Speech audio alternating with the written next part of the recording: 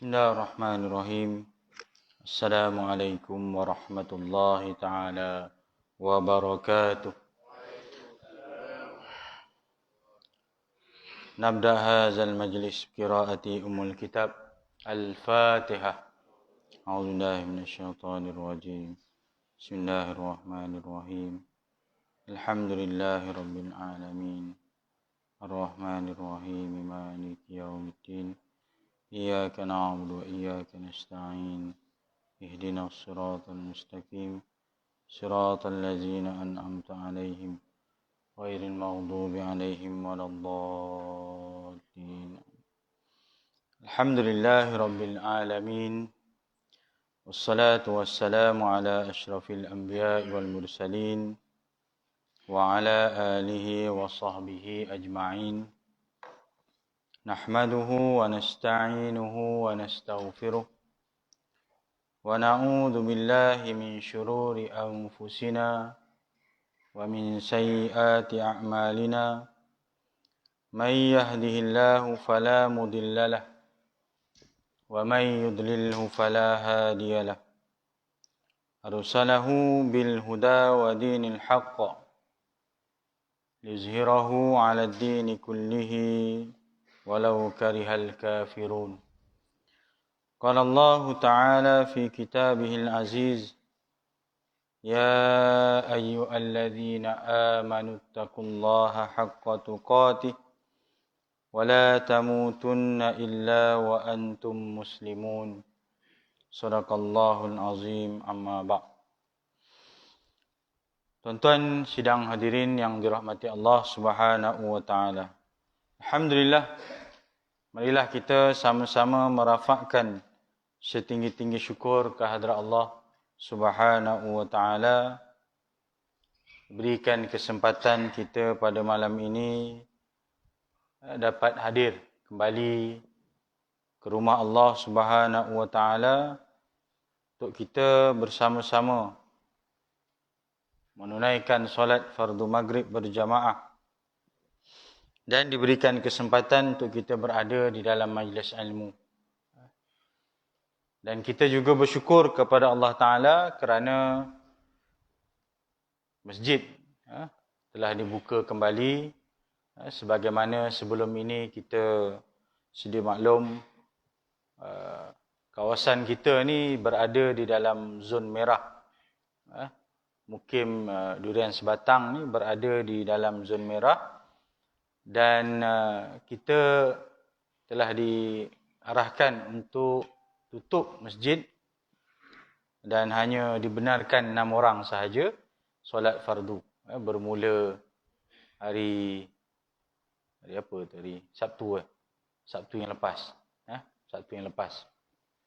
Dan alhamdulillah kita dapat kabar gembira, bermula subuh hari ini kita kembali dapat masuk semula ke masjid sebagaimana biasa, namun diberikan beberapa SOP baru bersesuaian dengan arahan yang terkini. Masjid untuk solat fardu berjamaah dan juga solat Jumaat hanya 40 jemaah sahaja, tidak termasuk AJK dan pegawai masjid. Jadi kita ambillah kesempatan yang ada ni sementara masih diberikan ruang. Ini pun saya tak pasti cukup ke kota dah ni. Kalau tak cukup, rugi. Rugi. Ya. Sebab dibagikan kota tu jangan lebih. Kita pula dah bagi jangan lebih, kita kurangkan pula. Rugi ya. Bila dibagi kurang, 6 orang udah habis. Apalah 6 orang je. Untunglah AJK. Untunglah pegawai. Boleh pergi hari-hari. Kami ni tak merasa. Udah dibagi 40, tak juga penuh. Tak tahulah kita ni macam mana gayanya. Ya. Begitu juga sembahyang Jumaat, 40 orang jemaah tidak termasuk AJK dan pegawai masjid. Mungkin hitung-hitung lebih kurang, kira kata 60 lah. Pegawai AJK, mungkin 15 orang, campur pegawai lebih kurang 5 orang. Lebih kurang 60 orang lah. Ya. Tak tahulah sini buat sistem macam mana. First come, first serve ke undian. Atau ada nombor. Maksudnya dah tahulah siapa pergi minggu ni, siapa pergi minggu depan lah. Ikutlah, tak kisah. Jangan bertumbuk depan masjid sudah. Ya. Tuan-tuan, kita diuji macam ni lah. Bila kita ditarik nikmat, baru kita rasa besarnya nikmat tu. Ya. Bila nikmat tu ada, orang tak kisah pun nak datang masjid ke, tak datang ke. Tuan-tuan tanya kawan-kawan yang ada di Selangor, khususnya. Tanya mereka. Berapa lama tak dibuka lagi masjid? Rasa, jangankan tanya kawan-kawan, mungkin ada saudara mara yang duduk di Selangor. Tuan-tuan, saya baru ni ada sembahyang di Masjid Seri Perkasa. Saya punya kawasan lah, daerah Bagan Datuk. Sembahyang Jumaat, saya sembahyang Jumaat. Bukan baru ni, mungkin dalam 2 minggu lepas. Lebih kurang lah. Ya? Masa tu belum PKP lagi. Maknanya kita boleh rentas negeri lah. Tapi masa tu Selangor masih lagi tak boleh. Masjid tak buka lagi. Saya sembahyang tu sebab saya turun masjid-masjid lah. Mana-mana masjid dalam daerah saya turun. Untuk buat sambil-sambil melawat dan buat pantauan. Saya jumpa seorang orang kampung saya di Selangor.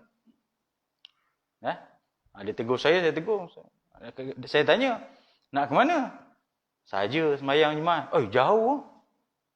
Dia duduk di Selangor. Selangor bukan Selangor di Sabak Bernam, sempadan tu, kat Tanjung Karang. Dia kata, kenapa jauh sangat? Selangor kan tak boleh lagi sembahyang. Betul lah. Ya. Jadi, dia kata, dah 3 kali tak pergi masjid, tak sembahyang Jumaat ni, rasa macam tak sedap hati pula. Walaupun hakikatnya, itu arahan pemerintah. Pemerintah kata, tak boleh sembahyang Jumaat, sembahyang Zuhur di rumah. Betul. Kita ikut je, kita patuh dah sebenarnya. Tu saya fikirlah, berdosa ke aku ni. Dari segi hukum, selesai dah tuan-tuan. Tu saya fikir. Tapi dari sudut hati ni. Hati. Dia rasa sebersalah. Rasa, tak seronok. Pergi lah. Jauh. Nak motor semata-mata nak sembahyang Jumaat. Masa tu belum lagi arahan tak boleh rentah negeri lah. Sekarang dah tak boleh lah. Tak tahulah.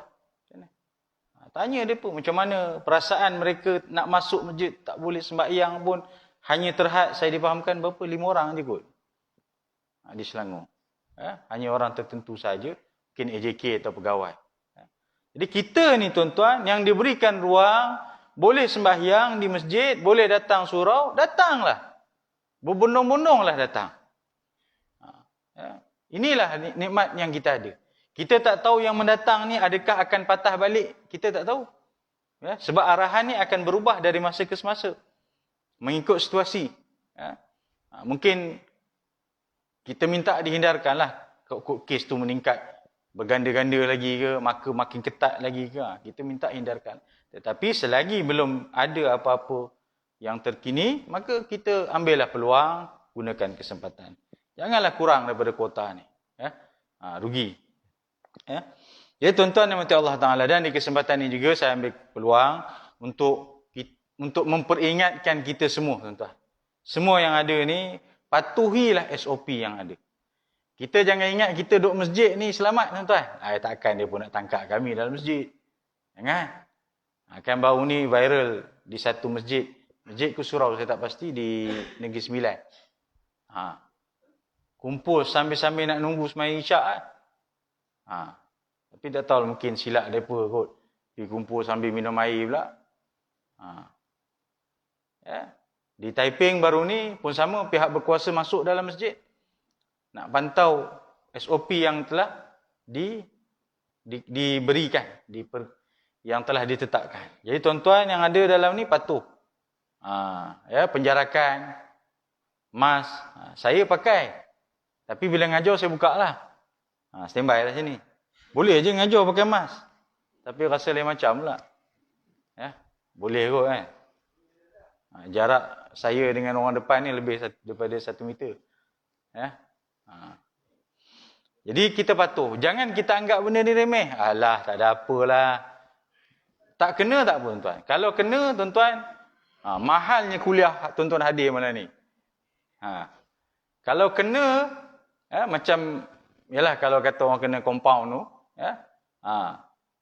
kalau kata sebelum ni, teh tarik berapa ringgit je segelas. Rupanya harga 1,000 sebab kena compound. Tak balik minum teh tarik segelas. Ini sebelum yang PKP inilah. Maknanya boleh minum kat kedai tapi tak ada penjarakan dan sebagainya. Jadi kita hati-hati, patuhilah peraturan yang ditetapkan. Patuhi ulil amri itu juga adalah satu kewajipan. Selagi mana ia adalah berbentuk kemaslahatan. Ya, ingat kaedah fiqh menyebutkan tasarruful imam 'ala ar-ra'iyah manutun bil maslahah. Setiap satu polisi, satu dasar yang dibuat oleh pemerintah kepada rakyat, kepada masyarakat, mestilah berlandaskan manutun bil maslahah, dengan kemaslahatan. Jadi apa yang kita lalui ni, SOP, penjarakan dan sebagainya adalah untuk kemaslahatan kita. Ya. Jadi jangan kita pertikai apa-apa. Bukan maksud tak boleh komen langsung, tidak, tapi jangan berlebih-lebihan lah. Sehingga menimbulkan kekeliruan masyarakat. Tak payahlah ni jarak-jarak ni, ini semua Yahudi punya angkara. Ini apa Freemason punya angkara. Jangan meningkan masyarakat. Kita dah diuji dengan wabak penyakit ni, cukup dah. Tak payah nak kita merunsingkan masyarakat. Patuh ke tak patuh ke SOP. Jangan. Kita ikut dan kita akur, tuan-tuan. Ya? Ini saya pesan pada diri saya dan juga kita semualah. Harap-harap kita tak adalah yang kena di masjid ataupun di surau tindakan melanggar SOP ini. Ya? Baik tuan-tuan, dan satu lagi, SOP baru, kuliah hanya dibenarkan kuliah maghrib saja. Subuh tak ada.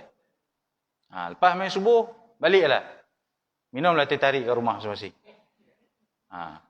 Saya mimpilah minum kat kedai kopi ke apa ke, tak ada. Ya? Kuliah maghrib pun azan je berhenti. Dia tak ada masa tambahan. Dia tak ada sudden death. Ini pun dah tinggal beberapa minit baru nak mukadimah. Taklah sempat. Sempat. Tak sempat, mana kita boleh je lah. Ya? Dan kita akurlah, tak apalah. Walaupun tak boleh, kita nak buat macam mana kan. Ala kulihal, kuliah tetap berjalan. Tak ada masalah. Kuliah tetap dapat dilaksanakan. Itu kita rasa, orang kata seronok kerana kuliah dapat jalankan. Berbanding sebelum ni masjid tutup, kuliah pun tak boleh. Tuan-tuan bayang kalau kata tempoh sebulan, 2 bulan kuliah tak jalankan. Kesian, orang dahagakan ilmu dan sebagainya. Jadi, begitulah juga bila kuliah ini ada, hadirlah.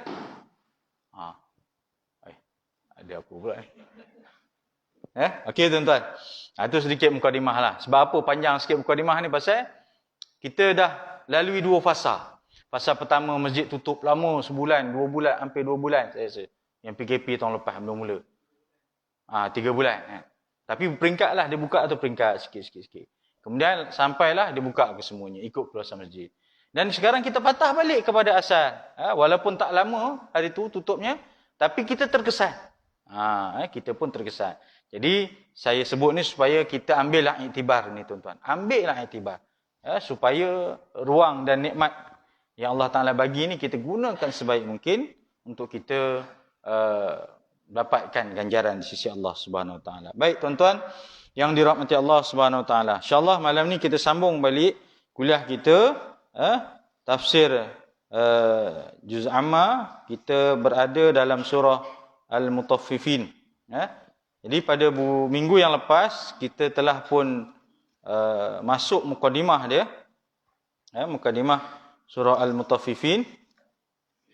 Jadi malam ni insya-Allah kita sambung kepada huraian atau pentafsiran surah Al-Mutaffifin.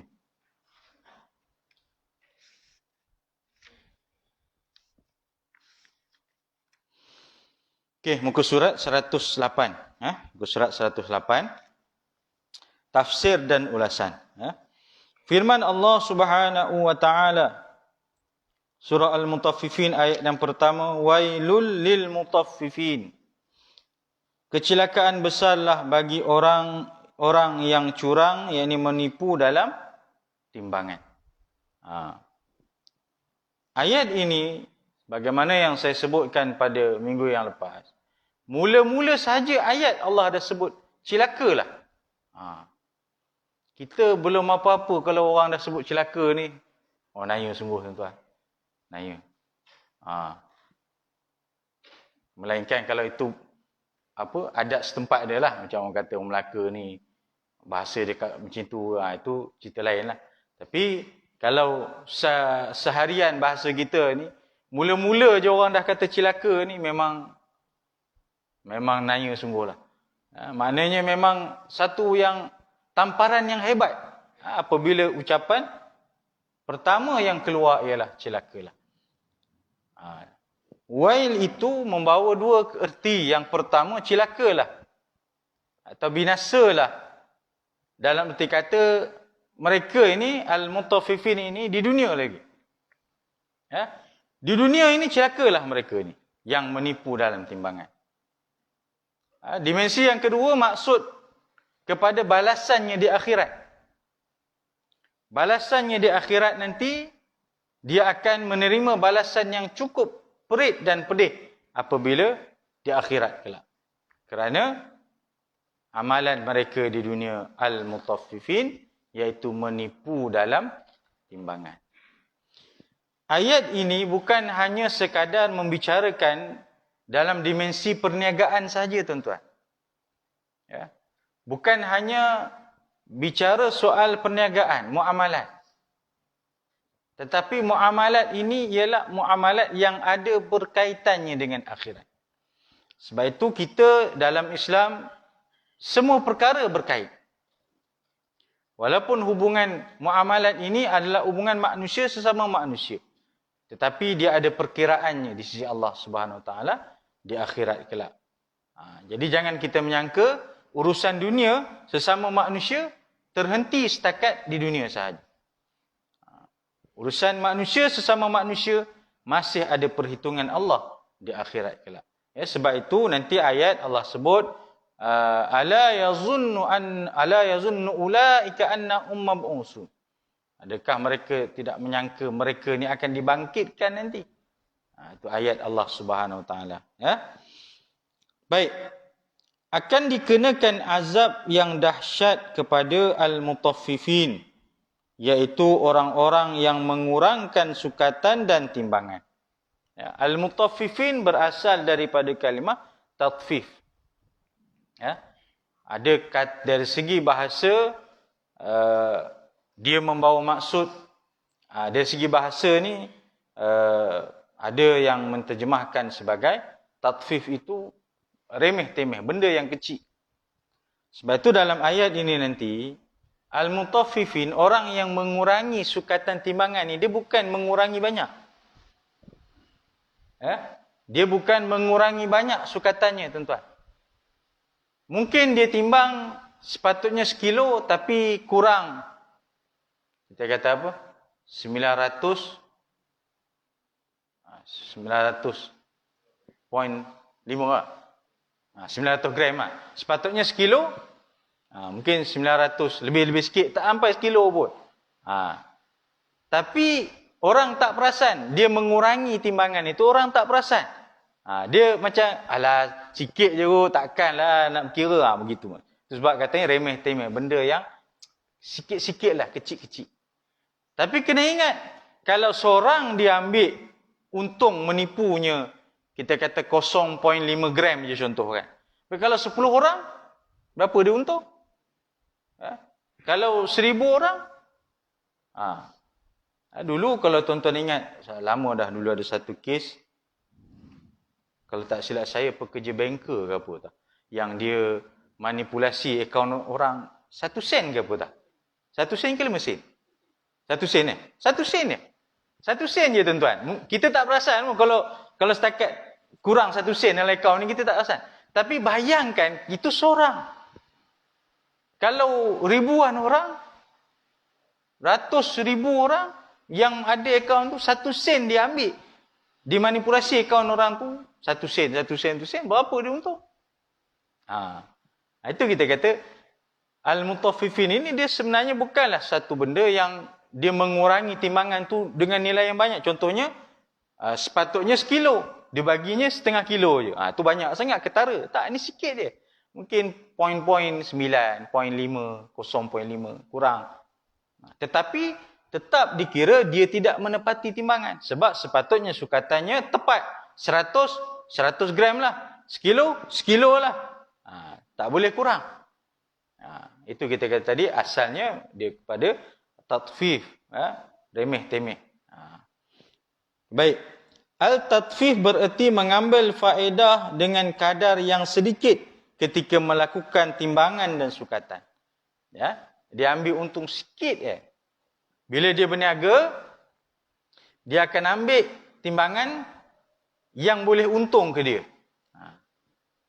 Kalau dia berniaga, dia timbang, kalau dia nak untung pada dia, dia timbang lebih ke timbang kurang, tuan?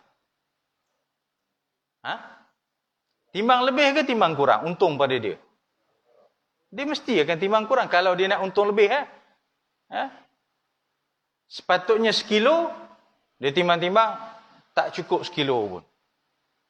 Jadi harga orang bayar tetap harga untuk sekilo. Ya. Orang bayar tetap harga untuk sekilo. Tetapi barang yang dia dapat itu, orang yang beli itu, nilainya tak dapat pun sekilo. Mungkin kurang daripada sekilo. Mungkin kurangnya tak banyak lah. Mungkin kosong atau 100 gram je. Sikit je. 0.5 ke 0.9 ke. Sikit je. Sebab itu, bukan mudah untuk jadi peniaga yang jujur ni. Dulu saya dah sebut, minggu lepas, hadis Nabi SAW. Inna tujjar yub'athuna yawmal qiyamati fujjara. Sesungguhnya peniaga-peniaga ini akan dibangkitkan di hari kiamat nanti fujjara. Banyak melakukan kejahatan. Maknanya nak cari orang peniaga yang betul-betul elok, jujur ni sukarlah. Kebanyakannya melakukan kejahatan, penipuan. Melainkan illa manittaqallah. Melainkan mereka-mereka yang bertakwa kepada Allah Ta'ala wa barra wa sadaqa. Melakukan kebaikan dan mereka jujur dalam perniagaan. Melainkan itu je Nabi kata. Jadi hati-hati kepada mereka-mereka yang berniaga ni. Lebat hujan ni. Tuan-tuan boleh dengar ke tak? Boleh? Kalau tak boleh dengar, meh rapat ke depan. Itu je ayatnya. Kalau tak, bila lagi nak puasa ke depan? Okey. Al-mutaffif ialah orang yang mengurangkan hak seseorang dengan menipu dalam sukatan dan timbangan. Al-mutaffif, sebab itu dia kata al-mutaffifin, orang-orang yang menipu dalam sukatan dan timbangan. Pendek kata yang menipu dalam berniaga lah. Hari ini kita tengok dunia perniagaan ni semakin mencabar lah. Semakin mencabar. Ada orang kata kita ni kalau lurus betul berniaga ni tak untung. Ada orang kata kan. Niaga ni kena kona-kona sikit. Kalau lurus, dia tak untung. Ada pernah dengar tuan-tuan ayat tu? Biasa kan? Engkau kalau engkau ikut law dalam niaga ni, tak ke mana lah perniagaan kamu. Kita ni nanti lama-lama akan dipijak oleh orang. Kena ada sikit, menipu-menipu sikit. Kena ada kona-kona baring sikit. Barulah kita akan berjaya dalam niaga. Hakikatnya tidak. Sebab kita mestilah jadi peniaga yang jujur di sisi Allah Subhanahu wa taala. Ibnu Katsir telah berkata, penipuan dalam sukatan dan timbangan dilakukan sama ada dengan menambah sekiranya seseorang itu menerima daripada orang lain. Kalau dia beli barang daripada orang lain, dia mesti nak lebih untuk dia. Dia takkan nak kurang. Kalau dia jual pula pada orang, tadi dia beli, dia jual pula pada orang, dia mestilah nak untung pada dia. Dia akan kurangkan kepada orang. Itu asas orang yang menipu dalam berniaga ni. Formula dia. Dia mesti akan lebih kok mana pun pada dia. Macam contoh tuan-tuan. Memang lebat sungguh ni. Jangan tidur sudah tuan-tuan. Kita beli barang. Kita beli. Berapa ni je? Kita tanya harga. Berapa ni? Ni 100 contoh. Ish, mahalnya. Boleh kurang tak? Betul tak? Pernah tak kita beli barang? Berapa ni 100? Murahnya. Boleh tak 120? Pernah tak tuan-tuan minta yang tu? Itu gila namanya. Bila kita beli, kita nak untung pada kita tak? Belum pernah lagi orang beli. Melainkan kalau niat dia nak tolong kawan tu lah. Tapi kalau hakikat beli semata-mata beli, takkannya dia minta harga lebih. Berapa ni? 1,000. Woi, murah benar ni. Tak apalah, saya beli 2,000 lah. Tak pernah berlaku. Yang biasa berlaku, udahlah harganya begitu. Dia minta murah. Murah pula. Sampai santak ke dinding. Berapa? 100. Mahal. Boleh kurang tak? Saya pun bukan ada untung banyak bang. Alah, bolehlah, ni tengah susah ni. Saya pun bukannya ni sangat banyak sangat income ni tengah Covid ni. Bolehlah. Bagilah diskaun sikit. Bolehlah bang. Bagilah diskaun RM5. RM5 je. Takkan diskaun RM5 je. Bang, tolong bang, saya bukan banyak untung kan. Bolehlah. Saya bagi diskaun RM10. Allah, takkanlah dengan kawan kira. Aku mengaham bukannya tak kena. RM10 je hang bagi tu dia. Dia punya nak minta untung dia tu sampai santak kawan tu. Sampai kalau boleh kawan tu kata, tak apalah, hang je lah meniaga kat kedai ni. Bila dia beli kat orang, dia nak untung pada dia. Dia nak untung pada dia. Kadang-kadang kalau tak dapat harga kurang pun, contohnya berapa ni? Bang, ni memang harga standard bang, 100. Mana-mana abang pergilah ke online ke, pergi kedai sana ke, memang harganya standard 100. Okeylah, cincai lah. Dik, takkan tak ada free gift, dik? Free gift. Present. Apa? Orang dulu kata present. Tak ada free gift ke, dik? Cuma apa-apa. Yelah, pasal tak dapat diskaun ni kot lah nak bagi hadiah apa-apa ke. Taruh tu. Maknanya, kalau boleh, selagi boleh dia nak ambil untung, dia ambil untung. Itu kalau dia beli dekat orang. Tapi, kalau orang beli pada dia, dia akan buat macam ni. Dia kata apa? Sekiranya seseorang itu menerima daripada orang lain, sekiranya seseorang itu menerima daripada orang lain atau mengurangkan, sekiranya dia memberi kepada mereka. Dia jual contohnya sekilo. Tapi dia kerana dia nak untung juga, dia tak akan timbang sekilo tu. Mungkin kurang daripada sekilo, kurang beberapa gram saja. Sikit je dia ambil. Ataupun yang lagi teruk, dia menipu terus. Timbangnya betul yang saya sebut minggu lepas. Dia timbangnya betul. Okey, mana ini? Okey, dia bungkus. Dia pun timbang. Okey, sekilo betul, sekilo dah. Dia pun ikat-ikat, dia letak bawah sekejap. Sambil-sambil dia sembang, abang dari mana. Dia letak bawah, tak, dia ambil bungkusan lain yang dia dah siap-siap packing dah. Yang mana bungkusan itu bukan sekilo. Mungkinlah separuh ke suku daripada dia, kurang. Dia ambil, dia pun ikat. Okay. Orang tu bayar harga sekilo, dia bagi pada orang tu tak sampai nilai sekilo. Bahkan dia bagi itu dengan manipulasi, menipu. Itu lagi teruk, tuan-tuan. Tu memang ada orang yang menipu macam tu. Sebab tu hati-hati kalau beli secara bungkus yang timbang tu. Ada teknik orang buat macam tu. Dia dah ada satu bungkusan lain kat bawah, dia dah diikat, dia letak, sementara dia pun angkat, dia bagi. Bungkusan itu bukan nilaian yang sepatutnya timbangan itu. Itu yang saya kata tadi, menipu dalam perniagaan. Termasuklah tadi yang menipu itu bukan sekadar nilai timbangan itu ditipu, bahkan alat timbangan itu sendiri dia dah tipu dah. Yang tadi alat timbangannya betul. Memang kalau letak sekilo lah dia punya jarum dia. Letak 2 kilo lah jarum dia. Betul. Tapi dia yang manipulasi. Dia tak letak cukup sekilo. Ada pula yang menipu dari sudut timbang itu dia menipu.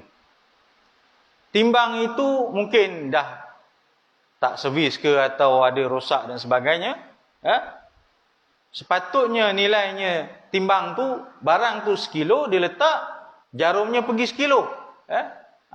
Tapi barang tu sekilo, bila timbang, dia pergi lebih kepada sekilo. Dia lebih kepada sekilo. Dia kata, oh ni lebih sekilo, dia keluarkan. Hakikatnya, barang tu memang dah sekilo. Tapi alat timbang tu yang dia manipulasi. Ramai orang yang kena compound dengan KPDN Kementerian Perdagangan Dalam Negeri ni, dalam bab menipu timbangan ni. Ramai yang kena compound dah. Terutama peniaga durian dulu. Peniaga durian. Ya, alat timbangan dia tu banyak yang dimanipulasi. Kita tak tahu. Kita letak aje. Kita pun akan fikir logik lah. Memanglah berat pasal durian kan. Takkanlah durian dia tak pergi, jarum dia tak pergi jauh. Rupanya dia dah setting ke macam mana ke supaya benda tu boleh. Mungkin durian tu sekilo je harganya, tapi bila timbang dia pergi sampai 2 kilo. Jadi nilai sekilo dia bayar, orang tu bayar 2 kilo sebab dia memanipulasi dalam timbangan. Banyaklah macam-macam lah teknik orang-orang yang nak menipu dalam meniaga ni. Jadi kita sebagai pengguna berhati-hatilah tuan-tuan. Baik. Allah Subhanahu Wa Taala menerangkan bahawa orang-orang yang menipu dalam timbangan dijanjikan kepada mereka dengan kerugian dan kebinasaan, iaitu kecelakaan. Orang-orang yang menipu ni tuan-tuan, Allah takkan bagi selamat. Kadang-kadang tak perlu tunggu akhirat, dunia saja Allah dah balas. Dunia saja Allah balas cash. Tadi saya tengok dalam Facebook tadi ada satu isu viral, ada seorang ustaz, orang fitnah dia. Video dia tu di-cut. Diedit. Itu sebab kalau kita tengok apa-apa benda viral ni, jangan terima bulat-bulat tuan-tuan. Kadang-kadang hujung pangkal cerita lain. Hujungnya tengah-tengah tu cerita lain. Kita pula ambil yang tengah. Tak dengar yang daripada depan. Akhirnya silap faham. Sebar fitnah dan sebagainya.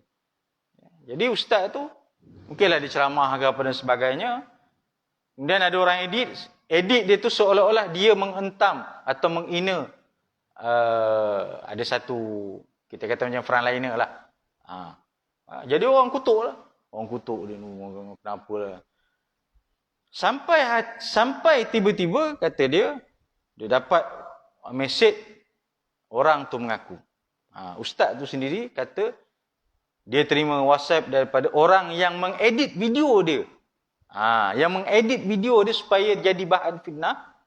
Dia WhatsApp sendiri, kata, Ustaz, sebenarnya saya lah yang telah mengedit video Ustaz, sehingga jadi bahan fitnah orang. Saya minta maaf banyak-banyak Ustaz sebab saya tahu bahawa apabila kita buat suatu benda yang berdosa, Allah tak tunggu akhirat Allah balas. Di dunia lagi Allah balas cash. Dia kata dia baru saja kemalangan. Saya tak pasti dengan ada keluarga dia kot. Dan difahamkan keluarga dia tu meninggal. Dia kemalangan dan dengan keluarga dia dan meninggal. Jadi mungkin dia teringatlah kot. Ini bala daripada Allah Ta'ala sebab dia memfitnah orang. Akhirnya dia minta maaf. Dia kata, Ustaz dia kata, saya dengan kamu, okey, saya maafkan. Kamu dengan saya dah selesai. Tapi bagaimana orang-orang lain yang mendengar fitnah ni? Kamu buat statement, sebarkan, viralkan, yang kamu buat video ni dan kamu minta maaf dan minta video tu ditarik balik. Allah balas dunia, tuan-tuan. Sebab apa jua dosa dan maksiat ni, tuan-tuan, kalau tak di akhirat, di dunia Allah bayar cash. Namun begitu ada juga yang Allah akan tangguhkan sampai akhirat. Wala yahsabannallaha ghafilan amma ya'maluz zalimun. Jangan kamu menyangka Allah Taala lalai. Allah Taala leka terhadap apa yang orang-orang zalim lakukan. Maknanya bila kita tengok elok dia, tak ada pun apa-apa bala Allah Taala uji dia. Allah tangguhkan di akhirat kelak. Sebab tu orang yang menipu dalam berniaga ni habis-habis tinggi, mungkin rezekinya tak berkat. Dia berniaga mungkin dia rasa banyak untung tapi tak tahu mana hasil keuntungan, dia tak tahu. Tak tahu pergi ke mana. Ya? Ataupun dia meniaga tapi keluarga porak-peranda. Dia meniaga tapi ada sakit, Allah uji sakit itu dan sebagainya. Jadi kecelakaan bagi orang-orang yang menipu dalam berniaga ni. Allah akan bayar tunai di dunia, jika tidak pun di akhirat nanti. Kemudian firman Allah Subhanahu wa taala ayat yang kedua dan ketiga, alladzina izaktalu 'alan nas yastawfun wa iza kaluhum aw wazanuhum yukhsirun. Yang bermaksud orang-orang yang apabila menerima sukatan dan dari orang lain, mereka mengambilnya dengan cukup. Dan apabila mereka menyukat, yakni menimbang untuk orang lain, mereka menguranginya. Bila kena kepada orang lain, dia akan nak lebih. Untuk dia itu lebih. Tapi bila dia jual kepada orang lain, tadi kalau dia beli pada orang lain, ini kalau dia jual pula pada orang lain, dia nak untung dan orang tu rugi. Gitu. Sebab itu dalam asbabun nuzul surah ni dicerita pada zaman Nabi sallallahu alaihi wasallam ada seorang peniaga yang mana Abu Juhainah nama dia. Dia memiliki dua alat timbangan. Satu alat timbangan besar dan satu alat timbangan yang kecil. Satu alat timbangan yang mungkin untuk manipulasi, menipu. Mungkin satu lagi alat timbangan yang betul. Jadi sebab itu turunlah ayat ini menegur tindakan-tindakan mereka yang menipu dalam berniaga ini. Baik, Allah Subhanahu wa taala menyuruh supaya disempurnakan sukatan dan timbangan dengan firman-Nya dalam surah Al-Isra, wa auful kaila iza kiltum wazinu bil qistasil mustaqim. Maksudnya, dan sempurnakanlah sukatan apabila kamu menyukat dan timbanglah dengan timbangan yang tepat. Itulah yang utama dan lebih baik kesudahannya. Dia kadang-kadang nak tepat-tepat sangat pun tak boleh. Sebab itu kita lebihkan sedikit. Kalau untuk orang. Dan niatlah tu sedekah. Sebab benda timbangan ni benda yang bukan boleh, semua benda boleh tepat. Kalau beli bawang, nak ngam-ngam bawang sekilo ni bukan senang kan. Mungkin dia akan lebih sikit. Mungkin kalau nak ngam-ngam dia terkurang sikit, cari bawang yang besar, yang kecil tak ada. Letak yang besar dah terlebih sekilo, letak yang kecil terkurang pula. Jadi tak apa, untuk orang kita bagi lebih. Niatlah pahala sedekah. Kita jual ada lebih. Adik, ni kedai nak tutup lah. Boleh tak? Ni ada 3 ketul lagi ni kuih. Adik belilah. Saya kira harga murah. Patut je bagi free dah lah kan. Pasal kedai nak tutup. Tadi saya beli kuih, dia nak tutup lah. Dia satu set kuih tu ada 5. Dia bungkus packing. Saya kata beli 2 set. 2 paket lah. 2 bekas. Elok-elok dia packing 2 bekas tu, ada baki lagi 4 ketul. 4 ke 3 lah lebih kurang. Tak cukup lah 1 set kan. Saya kata saya nak 2 je. Dek ni ada baki lagi 4 ni. Saya kira harga murah lah. Isteri dia kata, saya kira harga murah lah. Suami kata, ish tak apalah, kita sedekah je lah. Saya berkata, Alhamdulillah. Macam tu. Maknanya, sambil-sambil niaga, niatlah sedekah tu. Tapi kita jangan nunggu pula. Kadang-kadang ada orang, dia tahu, tunggu kedai tu nak tutup, insyaAllah dia akan bagi free. Agak-agak kedai tutup, baru dia datang. Dengan menyangka harapan bahawa kawan tu bagi. Kadang-kadang putih mata, dia buang air depan ke situ. Dek, air bagi 1 cup. Dia nak turun, kita pun nampak nak kemas-kemas dah. Air setengah balang lagi. Air setengah balang lagi. Kita kata air 1 cup. Takkan kita nak kata air setengah balang kan. Nampak mana tak munasabahnya. Air 1 cup. Kita dah bayang dalam hati, ish, mesti dia nak bagi percuma sebungkus 2 kot. Sebab nak tutup lah. Rupanya tak bagi, haram bagi. Elok dia bungkus-bungkus kita, dia pun air tu dia nak tutup, dia buang gitu pun. Buang depan kita gitu. Allah kata. Sanggup tak nak bagi free. Semata-mata nak buang. Dulu, masa awal PKP tahun lepas, saya ingat. Yang mana apabila kita tak boleh nak keluar sangat, ini maknanya terbantut ekonomi ni, berlambak sayur daripada Cameron yang dibuang dekat, adalah jalan-jalan kat Cameron tu. Berlambak sayur itu, sayur ini. Sebab orang nak beli tak ada, orang nak keluar tak ada, rentas negeri tak boleh, rentas daerah tak boleh. Akhirnya, daripada ni buang. Masa dah, time dah tuan-tuan. Buang. Sanggup buang daripada bagi percuma. Apa salahnya? Bagi je lah. Daripada, dah tentu memang kau tak dapat income apa-apa, bagi je lah. Tapi, kapitalis punya pemikiran. Kalau aku tak untung, engkau pun tak akan untung. Gitu. Maknanya aku rugi sebab aku tak untung, tak ada orang beli. Engkau pun tak akan untung sebab aku tak akan bagi engkau percuma. Jadi, win-win situation kata dia. Itulah. Kapitalis. Okey. Kita habis sikit lah. Boleh kau ya? Sikit. Okey. Okey. Firman Allah Subhanahu Wa Taala juga dalam surah Al-An'am ayat 152, wa auful kaila wal mizana bil qist, la nukallifu nafsan illa wus'aha. Sempurnakanlah sukatan dan timbangan dengan adil. Kami tidak membebankan tanggungjawab kepada seorang melainkan sekadar kesanggupannya. Dan juga firman Allah Taala dalam surah Rahman, wa aqimul wazna bil qisti wa la tukhsirul mizan.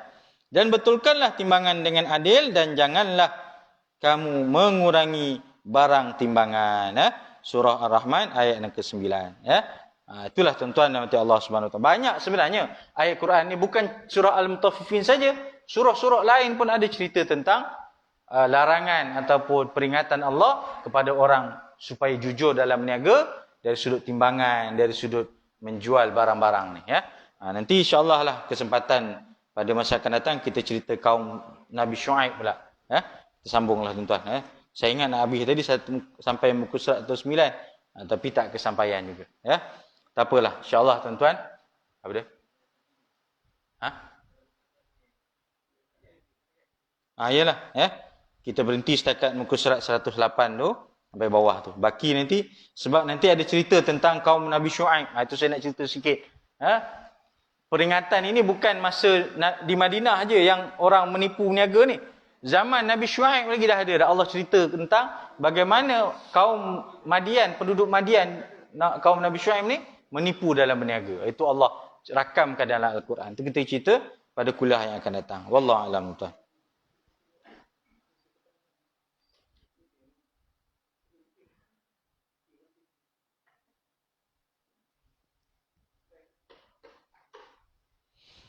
Okay. A'udzubillahi minasyaitonir rajim. Bismillahirrahmanirrahim. Allahumma ja'al jam'ana hadza jam'an marhuma wa tafarruqna min ba'dihi tafarruqan ma'suma. Allahumma nawwir qulubana bi nuri hidayatika kama nawwartal arda bi nuri syamsika abadan abada bi rahmatika ya arhamar rahimin. Rabbana atina fid dunya hasanah fil akhirati hasanah wa qina adzabannar. Sallallahu alaihi wasallam Muhammad wa ala alihi washabihi ajmain. Alhamdulillahil alamin.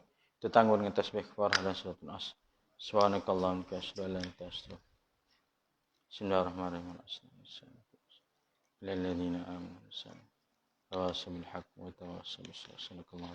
Assalamualaikum warahmatullahi taala wabarakatuh.